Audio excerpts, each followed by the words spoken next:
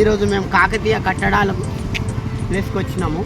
అంటే కాకతీయ కాలంలో ఎట్లా కట్టిర్రు, కాకతీయ తోరణాలు, వాళ్ళ సాంప్రదాయాలు ఎట్లున్నాయని దానికి చూపించినాము. ఇప్పుడు మన పచ్చి తెలంగాణ భాష చేయాలంటే ఫ్రెండ్స్, ఈ రాళ్ళు ఒక్కొక్కటి రాళ్ళని ఎట్లా ఎత్తుకోవచ్చు, ఎట్లా చేయొచ్చు చూసిరా ఫ్రెండ్స్. ఇవి మొత్తం రాళ్ళే కిందికెళ్ళి దాకా. వెనుకట ఎవరో వచ్చి ఇక యుద్ధాలు చేస్తే అంత కూల కొట్టేసాడు. ఇంత మంచివి కూల కొడితే చాలా బాధగా ఉంది ఫ్రెండ్స్. రోజుడు ఈయన ఎవరో తోపు ఉన్నట్టుండి వెనుకట, ఆయన చేగుడు ఇరే కొట్టిర్రు. ఇక నెక్స్ట్ వచ్చేసి ఇగో అటు చూస్తే అక్కడ వినాయకుడు ఉన్నాడు. ఇగో ఫ్రెండ్స్, వినాయకుడు మొత్తం రాళ్ళతోటే చెక్కిరు ఫ్రెండ్స్. మరి రాళ్ళు ఎప్పట మళ్ళీ అప్పుడు హల్కగా ఉండేనా, మరి అప్పుడు బరువు లేకుండేది తెలియదు. కానీ ఈ రాళ్ళు అయితే ఫ్రెండ్ మనము 10 జేసీబీలు ఉన్నా కానీ ఎత్తలేము ఫ్రెండ్స్. ఇవి మినిమం 10 జేసీబీలు ఉన్నా ఈ రాళ్ళు మనం ఎత్తలేము ఫ్రెండ్స్.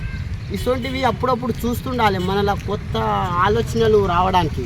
ఇగో ఇక్కడ చూసుకుంటే అన్ని కూలగొట్టిరు ఫ్రెండ్స్. ఇవన్నీ ఇగో ఇది కళాతోరణం అంటారు. మన తెలంగాణలో ఇది ప్రతిదీ ఉంటుంది. ఇది మన ఇంటికి గుమ్మం ఎట్లనో మన తెలంగాణకి ఇది అట్లుంటుంది. కెమెరా ఇటు ఆన్ చేయి.